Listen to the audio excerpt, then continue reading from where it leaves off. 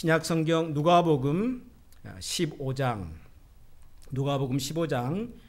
25절에서 32절까지 말씀입니다.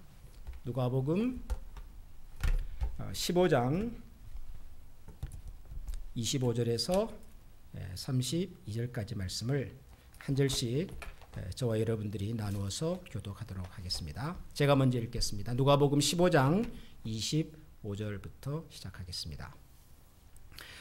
마다들은 밭에 있다가 돌아와 집에 가까이 왔을 때에 풍악과 춤추는 소리를 듣고 한 종을 불러 이 무슨 일인가 부른대 대답하되 당신의 동생이 돌아왔음에 당신의 아버지가 건강한 그를 다시 맞아들이게 됨으로 인하여 살찐 송아지를 잡았나이다 하니 그가 노하여 들어가고자 하지 아니하거늘 아버지가 나와서 권한대 아버지께서 대답하여 이르되 내가 여러 해 아버지를 섬겨 명을 어김이 없거늘 내게는 염소 새끼라도 주어 나와 내 벗으로 즐기게 하신 일이 없더니 아버지의 살림을 창녀들과 함께 삼켜버린 이 아들이 돌아오매 이를 위하여 살찐 송아지를 잡으셨나이다. 아버지가 이르되 예 너는 항상 나와 함께 있으니 내 것이 다 네 것이로되 이 내 동생은 죽었다가 살아났으며 내가 잃었다가 얻었기로 우리가 즐거워하고 기뻐하는 것이 마땅하다 하니라. 아멘.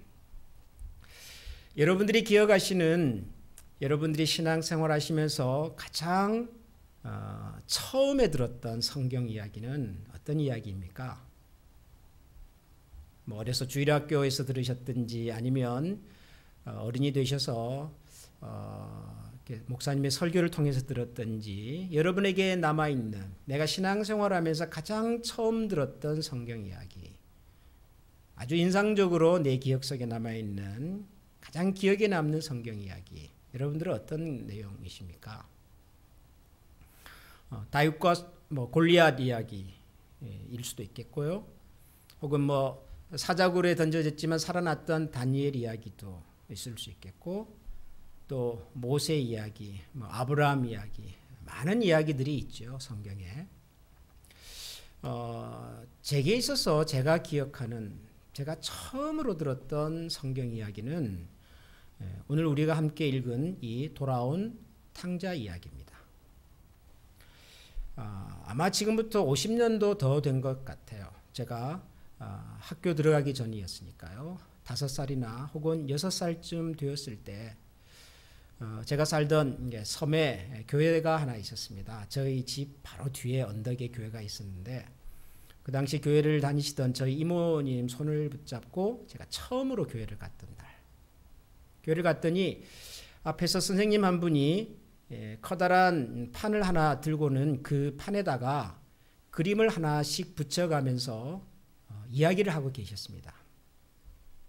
지금도 기억에 남는 거가 아버지가 등장을 했고요. 아들이 둘이 있었는데 그 중에 둘째 아들이 굉장히 망나니 아들이었고 아버지 말을 안 듣고 속을 썩이다가는 아버지 재산을 다 가지고 이제 도시로 도망을 간 거죠. 거기서 막 자기 마음대로 살다가 나중에는 거지가 되어가지고 먹을 것도 없어서 돼지들이 살던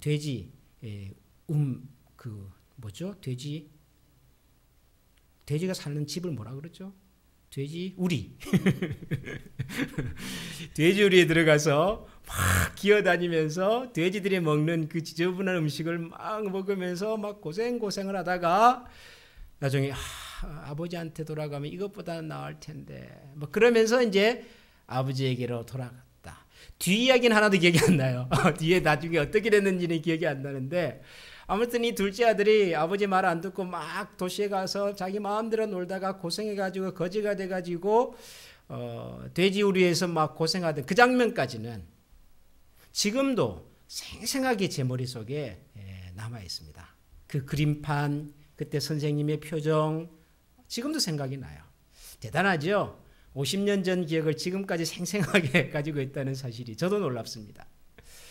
아마 그만큼 저한테는 그날 그 이야기가 굉장히 좀 충격이었다 그럴까요? 신선했다 그럴까요? 흥미로웠다 그럴까요? 아마 그랬던 것 같습니다. 그 후로 제가 이제 신앙생활을 하고 신학교를 가고 또 목회자가 되어서 설교할 기회가 있을 때 아마 제가 아주 자주 읽고 즐겨 또 설교했던 이야기 중에 하나도 바로 이 돌아온 탕자 이야기였습니다. 이 돌아온 탕자 이야기에 대해서 이렇게 읽고 즐겨 또 설교를 하다가 어느 날 그런 생각을 해봤습니다. 정말 이 이야기의 주인공이 돌아온 탕자일까? 두 아들 중에 둘째 아들이죠. 돌아온 탕자일까? 어느 날 문득 이제 그런 생각을 이제 한번 해보게 되었습니다. 제목이 돌아온 탕자니까요. 당연히 이 이야기의 주인공은 돌아온 탕자여야 맞죠. 우리 아이들이 좋아하는 알라딘이라고 하는 그 디즈니 영화 주인공이 누구죠? 알라딘이죠. 알라딘. 어른들이 기억하시는 유명한 소설 영화 배너의 주인공은 누구죠? 그럼 배너죠. 배너.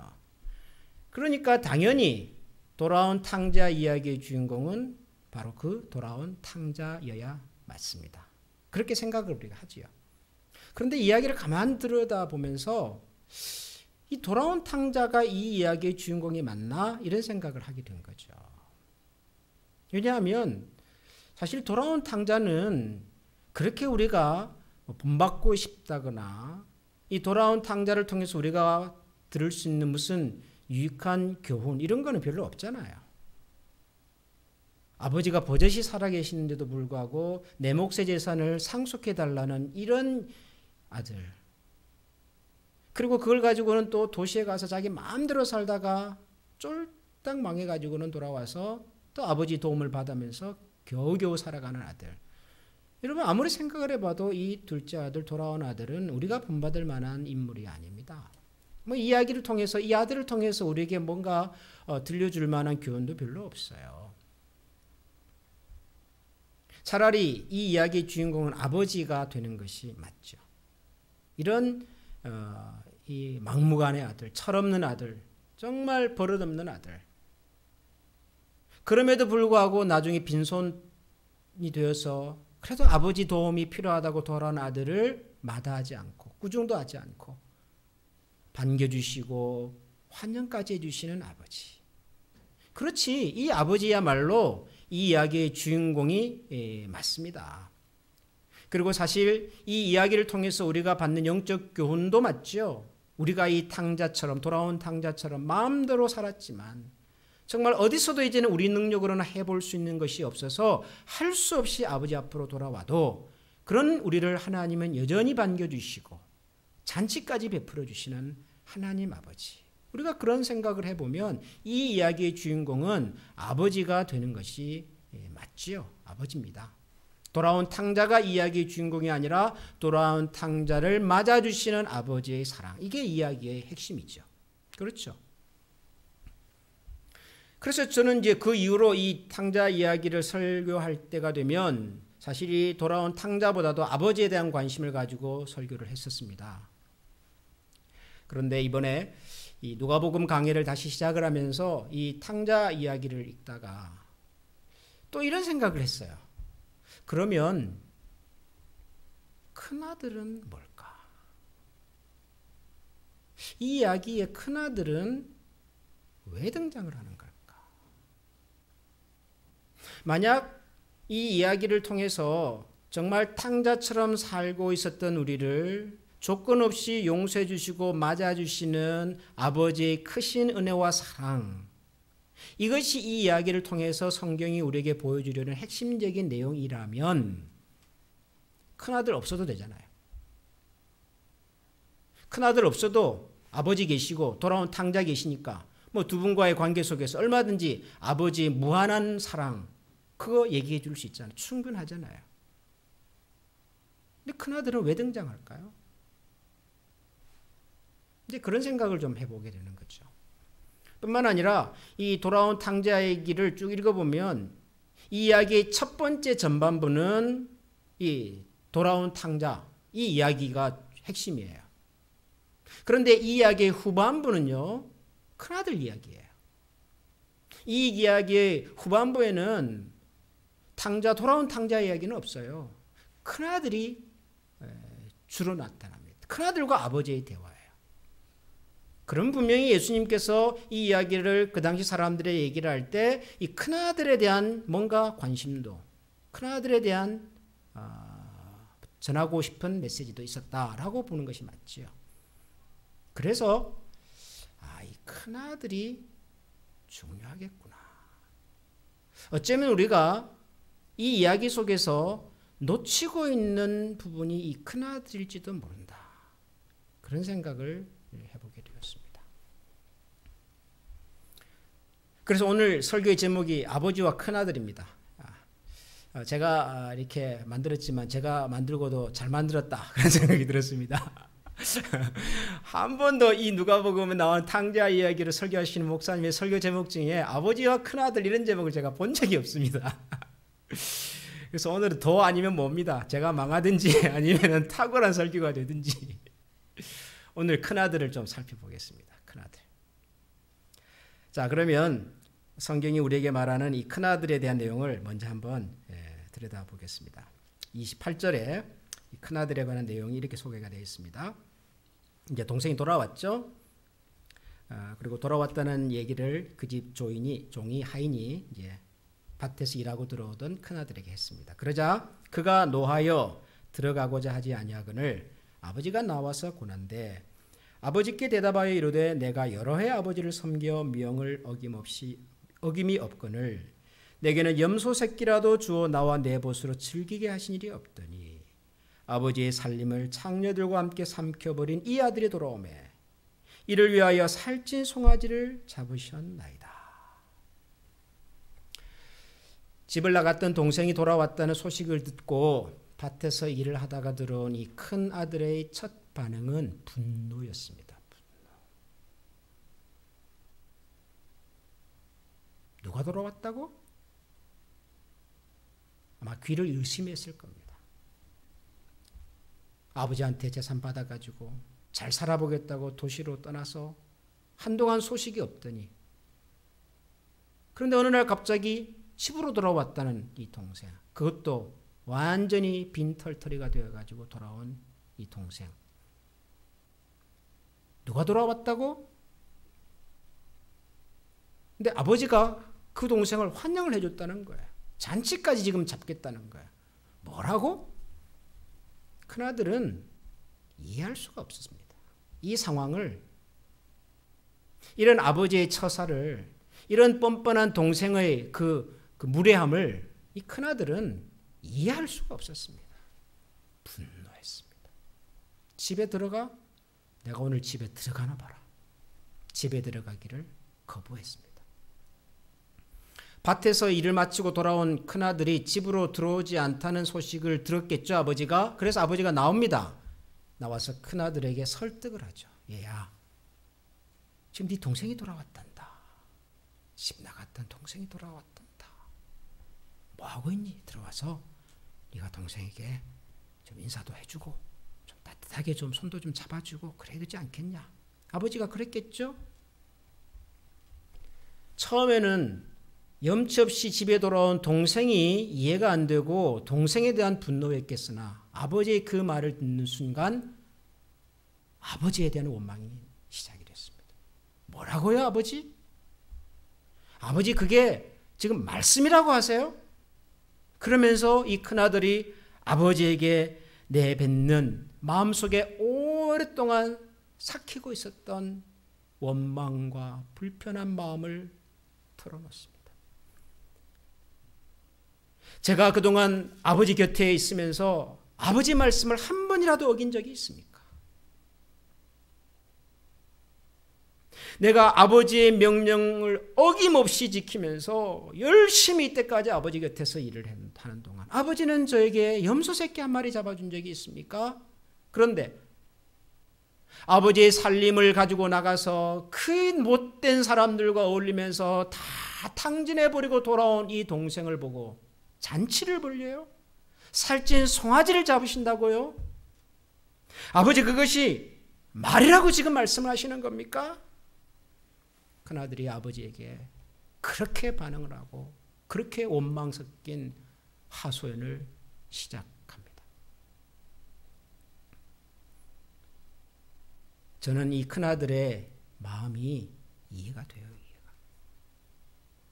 저는 이 큰아들의 그 섭섭한 마음이, 그 아버지에 대한 원망이 저는 이해가 돼요. 저기 외삼촌이 여러분 계십니다. 4분이 계시는데요. 그중에 첫 번째 큰 외삼촌께서 이제 군대에 자동차 정비병으로 군복무를 하셨어요. 그래서 이제 제대할 때 자동차 정비 기술, 옛날에는 그런 게 있었어요. 군대에서 일하면서 2급 뭐 정비 기술 자격증 뭐 이런 것을 따가지고 나와가지고는 이제 사회에서 직장도 구하고 그랬거든요. 이제 큰 삼촌께서 군대에서 자동차 정비병으로 일하시다가 자동차 정비 2급 자격증을 따가지고 나오셨어요. 그리고는 제대하고 난 다음에 할아버지께 이렇게 부탁을 했죠. 아버지, 제가 이제 도시에 나가서 자동차 기술을 가지고 일을 하면서 좀 살아보겠습니다. 그렇게 아버지에게 부탁을 드렸어요. 그러자 저희 할아버지께서 이런 지하에 거절하셨습니다. 네가 맞아들인 데 가긴 어디를 간단 말이냐. 집안을 지켜야지. 그래서 저희 큰 삼촌께서 할아버지의 말씀을 듣고는 시골에서 아버지 곁에서 농사도 짓고 배도 타고 그리고 아버지가 정해준 사람하고 결혼도 하고 그렇게 살았습니다. 저희 둘째 삼촌은 저희 삼촌들 4분 중에서 가장 똑똑한 분이십니다. 아주 머리가 좋으세요. 머리만 좋은 게 아니라 손재주가 좋으세요. 글씨를 얼마나 잘 쓰는지요. 옛날에 글씨 잘 쓰면 어지간하면 먹고 살았습니다. 글씨 써달라는 곳이 많았거든요. 간판에도 붓글씨로 배를 새로 만들어가지고 진술할 때 배에다가 이름을 쓰는데 그 글씨도 쓰시고요. 손재주가 좋았어요. 그런데 이 삼촌은 어려서 천연두를 앓으셨어요. 그래서 얼굴이 이렇게 이제 얼고 계시는 거죠. 이것이 저희 할아버지 할머니에게는 평생 마음의 짐이셨어요. 이 똑똑한 아들을 공부를 잘 시켜서 내보냈으면 뭐라도 됐을 텐데 얼굴이 저래가지고 아무것도 못하고 그런 마음이 있다 보니까 이 둘째 삼촌이 할아버지 할머니에게 뭔가 이렇게 요청을 하면은 어지간하면 다 들어주셨어요. 도시 나가겠다 그러면 나가라 그러고요.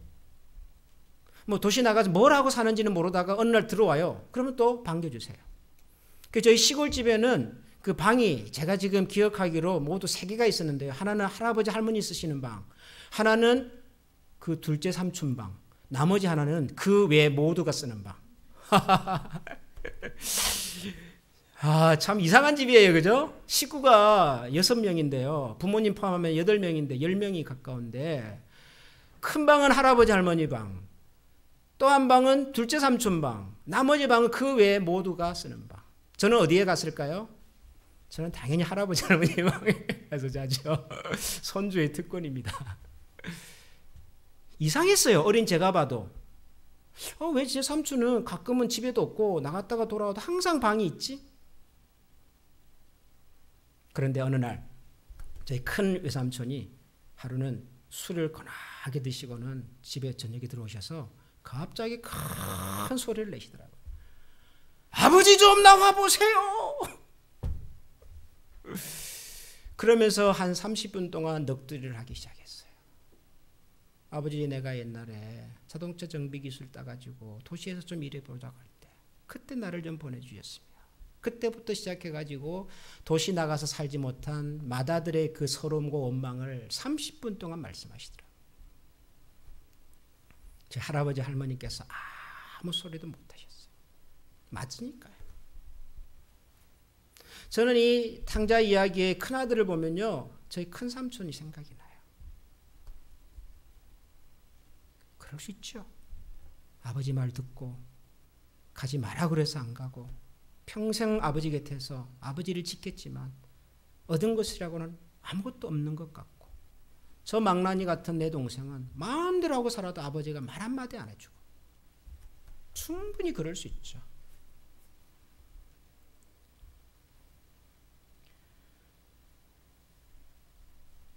그런데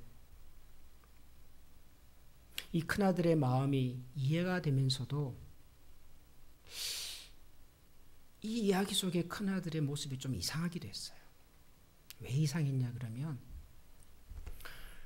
여러분, 이 큰아들이 자기 동생이 돌아왔다는 얘기를 듣고 화가 나가지고 막 안 들어가려고 막 그러다가 아버지가 나와서 야 그러지 말고 들어가자 그랬잖아요.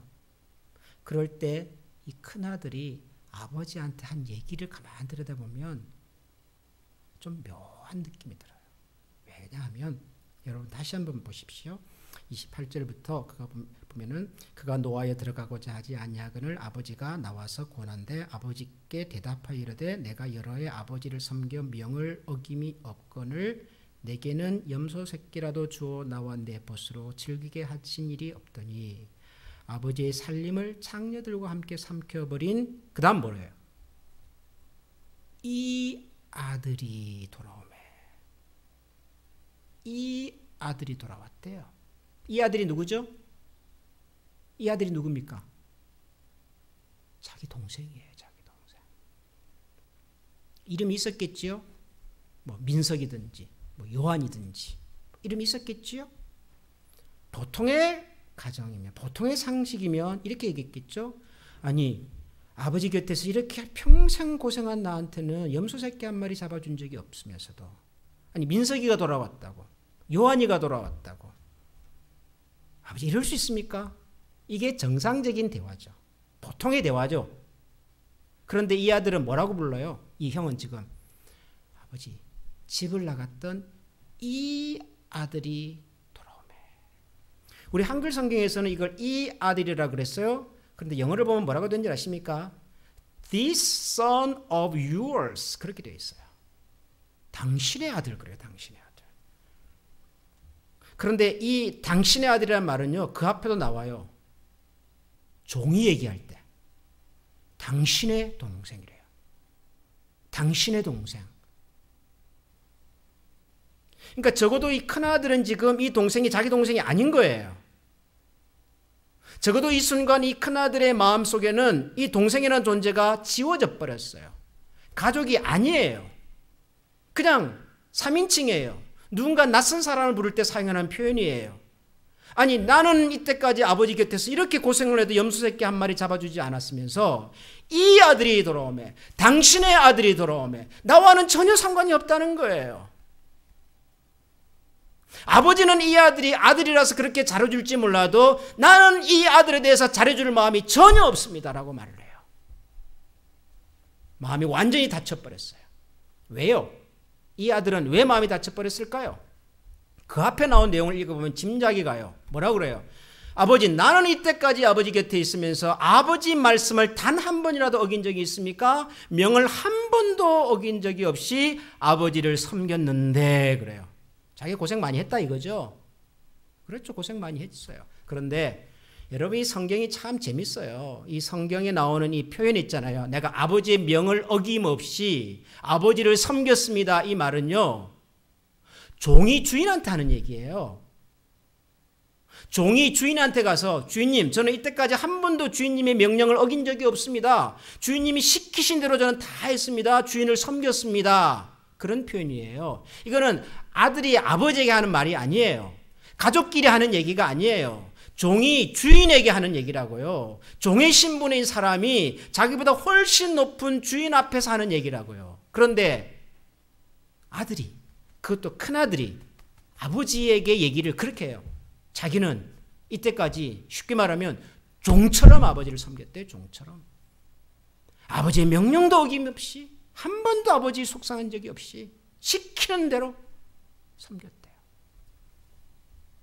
여러분 이 큰아들은 종입니까? 주인입니까? 여러분 이 큰아들은 종일까요? 주인일까요? 여러분 이 큰아들은 이 집안의 사실상 주인입니다. 그게 무슨 말이냐면 여러분 이 집안의 재산은 원래는 아버지 소유였는데 이 둘째 아들이 와가지고 어느 날 갑자기 재산을 상속해달라는 요청을 하면서 아버지가 자기의 재산을 두 아들에게 상속해 줘버렸어요. 12절에 보면 그렇게 나와요. 아버지가 두 아들을 불러가지고는 자기가 가지고 있는 재산을 가지고 두 아들에게 각각 살림을 다 나눠줬어요. 그 당시 법에 의하면 아들이 만약에 둘이었다면 둘째 아들은 아버지 전 재산의 3분의 1을 가져갔을 거고요. 큰 아들은 아버지 전 재산의 3분의 2를 가져갔을 거예요. 그게 법이었거든요. 그래서 3분의 1의 재산을 가지고 둘째 아들은 떠났어요. 그럼 나머지 3분의 2 재산이 남아있는 거죠. 그 재산은 누구 겁니까? 큰아들 거예요. 큰아들 거. 아버지 게 아니에요. 이제는 큰아들이 법적인 이 모든 재산의 주인이에요. 자기가 주인이에요. 자기가 주인. 자기 밑에 염소도 있고 양도 있고 종도 있고 집도 있고 다 있는 거예요. 이걸 가지고 내가 염소를 기를 건지 양을 기를 건지 염소를 잡아 잔치를 할 건지 양을 잡아 잔치를 할 건지 팔 건지 살 건지 결정을 다 주인이 하는 거예요. 주인이. 큰아들이 하는 거예요. 이 집안의 실제적인 주인이 큰아들입니다. 주인으로서의 의식을 가지고 이 집안을 경영해야 돼요. 주인의 마음을 가지고 집안 사람들을 단속하고 관리도 하는 거예요. 누가 시켜서 일을 하는 것이 아니라 주인이기 때문에 하는 거라고요. 그런데 이 큰아들의 마음속에는 자기가 주인이라는 생각이 전혀 없어요. 사실은 주인인데도 불구하고 주인의 의식이 없습니다. 주인의 생각이 없습니다. 주인의 태도도 없고요. 주인의 관용도 넉넉함도 없어요. 다 가졌으면서도 자기가 가진 것은 아무것도 없다고 생각을 해요. 아버지가 줘야만이 겨우 염소 새끼 한 마리를 가지고도 잔치할 수 있다고 생각하고 사는 거예요. 사실은 주인인데. 사실은 주인인데. 여러분, 이 큰아들이 정상적인 아들입니까? 문제가 많아요. 아버지로부터 모든 것을 받았으면서도 자기는 가진 것이 아무것도 없다고 생각하며 살았던 아들이에요. 자기가 주인임에도 불구하고 자기가 주도적으로 일을 해야 됨에도 불구하고 항상 누가 시켜야만이 누가 얘기를 해야만이 겨우 움직이는 아들이에요. 더군다나 자기는 한 번도 아버지 명을 어긴 적이 없는데 한 번도 아버지의 말씀을 순종해 본 적 없는 아들이 돌아와서 잔치를 한다고 그러니까 그것을 견딜 수 없어 해요. 이 큰아들은. 그렇게 많이 가졌으면서도. 나중에 아버지가 실제로 그러잖아요. 얘야, 그것 가지고 왜 그렇게 너가 서운해하냐. 내가 가진 것이 전부 다 너의 것이 아니냐. 그 말이 사실이었어요. 여러분, 예수님은 왜 큰아들을 등장시켰을까요? 이 이야기 속에. 이게 오늘 제가 여러분들과 나누고 싶은 이야기입니다. 이 큰아들은 도대체 뭐가 문제였을까요? 사실 이 돌아온 탕자의 이야기는 그 앞에 보면은 잃어버린 양을 찾는 이야기, 잃어버린 동전을 찾는 이야기와 함께 잃어버린 것을 다시 찾는 아주 대표적인 이야기, 세 가지 이야기 중에 하나예요. 그리고 이 세 가지 비유, 세 가지 이야기는 왜 등장했냐 그러면 누가복음 15장 제일 처음으로 돌아가 보면 이런 상황 때문이었습니다. 15장 1절부터 3절을 보면 모든 세리와 죄인들이 말씀을 들으러 가까이 나오니 바리새인과 서기관들이 수군거려 이르되 이 사람이 죄인을 영접하고 음식을 같이 먹는다 하더라. 예수께서 그들에게 비유로 이르시되. 그러면서 이 세 가지 이야기가 나와요. 잃어버린 양을 찾아가는 목자 이야기, 10개의 드라크마 중에서 잃어버린 동전을 찾는 어떤 여자 이야기, 그리고 돌아온 탕자 이야기. 이 세 이야기는 다 잃어버린 것을 다시 찾은 기쁨에 관한 이야기인데 그 이야기를 예수님이 왜 하셨냐 그러면 어느 날 예수님께서 이렇게 사람들을 만나고 대화를 하고 교제를 하고 천국에 대한 가르침을 주시는 자리에 누가 왔냐 그러면 세리와 죄인들이 주로 왔어요. 세리, 죄인, 표현은 다르지만 동의어입니다. 동의어. 그 당시 세리는 다 죄인이에요. 상대하지 않았다. 상대할 수 없는. 근데 예수님 말씀을 들으러 천국의 말씀을 들으러 이런 사람이 와가지고 막 듣고 그러거든요. 그러자 그런 모습을 보았던 바리새인과 서기관들이 수군거리기 시작했습니다. 뭐라고 수군거렸을까요? 아니 도대체 저 예수라고 하는 사람은 도대체 뭐 하는 사람이야? 아니 지금 자기 앞에 서 있는 앉아있는 저 사람들이 누군지 뻔히 알면서 지금 아니 그 귀한 하나님의 말씀을 죄송합니다. 저 따위 사람들에게 들려주고 있단 말이야. 그랬을 거예요. 수군거렸습니다. 왜 저 따위죠? 세리, 죄인, 창기. 차마 바리새인의 입장에서는요. 입에 담기도 싫은 이름들이에요. 하나님의 말씀은 뭐 들어본 적이 있는지 없는지 전혀 관심이 없고 성전에 올라가서 예배드리고 기도하고 금식하고 하는 것은 근처에도 가본 적이 없고 늘 사회의 병적인 존재, 암적인 존재. 저런 사람들은 다 모아가지고 어디 한 곳에 다 그냥 쓸어버리면 좋을 법한 그런 사람들이에요, 지금. 그런데 예수님께서 하나님의 나라, 천국에 대한 말씀을 하시는 자리에 그런 사람들이 지금 와 있는 거예요. 바리새인과 서기관들의 마음이 불편했어요. 아니 어떻게 저런 종류의 사람들이 하나님 말씀을 들을 수 있단 말이냐 수근거리기 시작했어요. 저런 종류의 사람들이에요. 저런 종류의 사람들. 다 유대인이지만 다 아브라함의 후손이지만 어느 순간부터 바리새인과 서기관들은 세리, 죄인, 그 당시 사회적으로 약한 사람들은 다 저런 종류의 사람들이에요.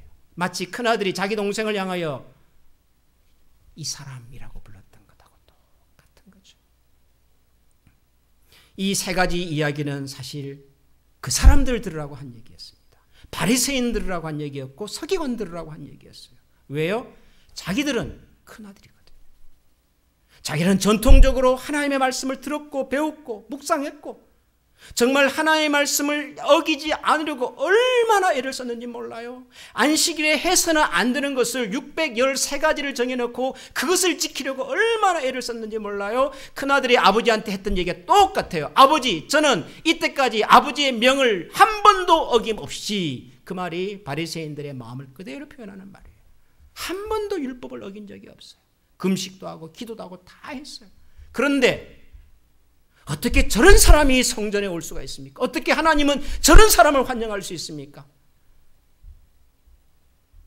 바리새인과 서기관들을 들으라고 하시는 말씀이죠. 돌아온 탕자의 이야기입니다. 제가 그래서 이 말씀을 묵상하다가 다시 처음으로 돌아갑니다. 돌아온 탕자 이야기가 맞습니다. 이야기는 돌아온 탕자 이야기가 맞아요. 주인공이 탕자예요. 그런데 두 종류의 탕자가 있습니다. 하나는 집을 떠났다가 돌아온 탕자가 있고요. 또 하나는 집에 남아있는 탕자가 있습니다.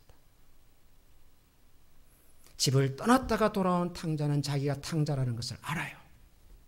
그래서 염치 없이 아버지 앞에 무릎을 꿇고 아버지가 베풀어 주시는 것에 대해서 모든 것에 대해서 고맙고 감사해야 하는 탕자입니다. 집에 남아있는 탕자는요, 아버지를 떠난 적은 없어요. 그러나 아버지의 마음을 조금 더 헤아릴 줄을 모르는 탕자예요. 자기가 가진 것이 그렇게 많은데도 불구하고 자기가 가진 것은 아무것도 없다고 생각하는 탕자예요. 자기는 철저하게 말씀을 지켰는데 말씀도 지키지 않는 저런 사람이 하나님의 은혜의 자리에 서 있는 것 자체가 이해할 수 없고 용납할 수가 없고 견딜 수가 없어 하는 탕자예요. 더 심각한 것은 자기가 탕자라는 것을 모르는 탕자예요. 저는 이 세상의 모든 사람은 두 종류의 탕자라고 생각합니다. 자기가 탕자라는 사실을 아는 탕자와 자기가 탕자라는 사실을 모르는 탕자. 자기는 하나님을 한 번도 떠난 적이 없다고 생각하는 탕자와 자기는 하나님을 떠났기 때문에 연치 없이 하나님 앞에 은혜만 기대하며 돌아오는 탕자. 여러분, 우리는 어느 쪽 탕자일까요? 여러분은 어느 쪽 탕자인 것 같으세요? 저는 처음에는 둘째 아들 탕자라고 생각을 했어요. 그래서 항상 이 얘기를 읽을 때마다 들을 때마다 참 제 자신을 그렇게 받아주시는 하나님이 고맙고 감사했습니다. 근데 어느 순간부터 제가 둘째 아들이 아니고 큰 아들이 되어 있더라고요. 제가 예수를 그래도 오래 믿었고 열심히 믿었고 목사까지 되었고 성경을 가르치는 입장에 있고 성경의 원리와 성경의 어떤 기준을 가지고 사람들의 잘잘못을 나름대로 생각도 하고 가르치기도 하고 하는. 내가 이때까지 살면서 아버지를 떠난 적이 없는데 뭐, 내가 하나님의 말씀을 어긴 적이 없는데 뭐, 이 정도 살았으면 잘 살았지. 다른 건 몰라도 이 정도면 하나님께서 나한테 크레딧을 주셔야 되지. 그런 생각이 은연중에 제 마음속에 많이 쌓여 있었더라고요. 둘째 탕자인 줄 알았는데 알고 보니까 큰아들 탕자 쪽에 가까웠어요. 여러분, 우리가 그럴 수 있습니다. 내가 탕자라는 사실을 알면 차라리 낫습니다.